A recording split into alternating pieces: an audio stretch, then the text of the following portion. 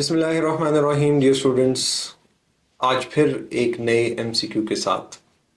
और जो आज का न्यू एमसीक्यू है, अगेन इट्स फ्रॉम कंसोलिडेशन। इससे आपको एक बात समझ आएगी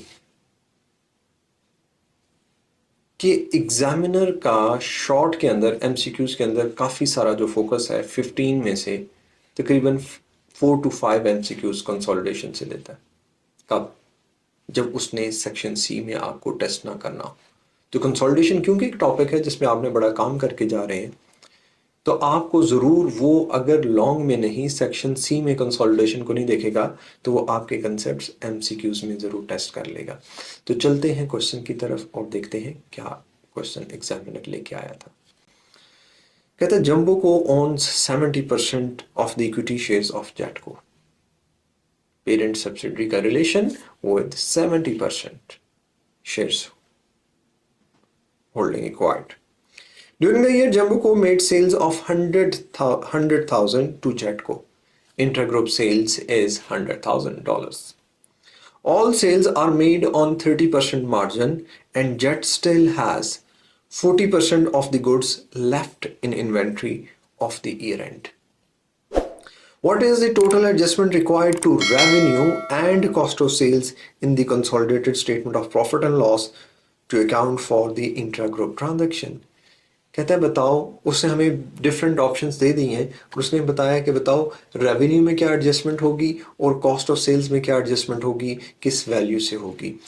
तो याद रखें, प्रॉफिट एंड लॉस में जो मेन जो एडजस्टमेंट होती है वो होती ही क्या है, इंट्रा ग्रुप सेल्स या इंट्रा ग्रुप ट्रांजैक्शन है। तो इंट्रा ग्रुप सेल्स क्या है, हमने जो आपस की सेल्स है वो कहाँ से माइनस कर देनी है, सेल्स से।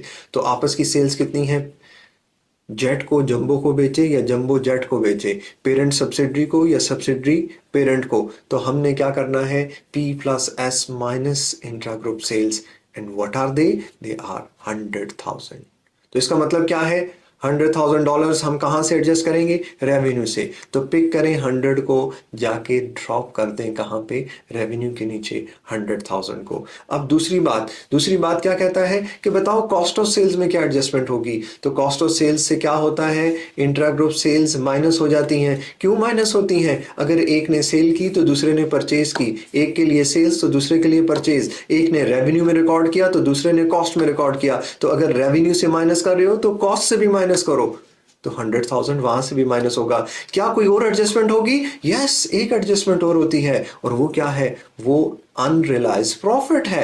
अनरियलाइज प्रॉफिट कैसे फाइंड करेंगे, कहता है 100,000 का 30% is a profit margin not markup. अब मार्जिन मार्कअप FR के लेवल पे आपको कोई इशू नहीं होगा, अगर है तो FA2 में आप जाके देखें, और अगर वो नहीं देख सकते तो FA2 की प्लेलिस्ट में देख लें, आपको मार्कअप मार्जिन नजर आ जाएगा। तो मार्जिन कितना है, 30% है। 100,000 का 30% इज 30,000। तो 30,000 प्रॉफिट है आपस की ट्रांजैक्शन का, अनरियलाइज नहीं है। क्यों अनरियलाइज नहीं है, अनरियलाइज प्रॉफिट वो प्रॉफिट होता है जो ईयर एंड पे हमने होल्ड किया हो, जो क्या किया हो, होल्ड किया हो। तो क्या कहा एग्जामिनर ने, उसने कहा 40% होल्ड किया है। कितना होल्ड किया है, 40% होल्ड किया है। तो वो जो 40% है वो अनरियलाइज प्रॉफिट है।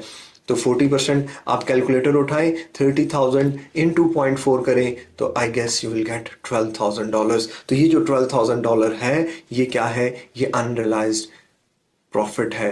तो हम क्या करेंगे, कॉस्ट ऑफ सेल्स में से 100,000 माइनस करेंगे, प्लस करेंगे 12,000। तो अगर मैं इसे नेट कर दूं तो ये कितना होगा, 88,000। तो इसका मतलब अब आप यहाँ से जो आपके पास ऑप्शंस है, यहाँ से 88 को पिक करें और कहाँ छोड़ के आए, जाके कॉस्ट ऑफ सेल्स में छोड़ दें। तो इसका मतलब रेवेन्यू में जो एडजस्टमेंट हो रही है वो 100,000 की है, कॉस्ट ऑफ सेल्स में जो एडजस्टमेंट हो रही है वो 88,000 की है। प्लस माइनस की उसने कहा कोई इंडिकेटर की जरूरत नहीं है, जस्ट वैल्यू बता दो, क्योंकि कॉस्ट ऑफ सेल्स में से 88,000 नेट माइनस हो रहा है और सेल्स से नेट कितना माइनस हो रहा है, 100,000 माइनस हो रहा है। तो उम्मीद है बाकी तमाम वीडियोस की तरह ये वीडियो भी आपको पसंद भी आई होगी और आपके एग्ज़ाम जो आने वाला एग्ज़ाम है सितंबर 2023 उसमें आपकी जब आप तैयारी कर रहे होंगे तो बहुत हेल्पफुल रहेंगी इंशाल्लाह।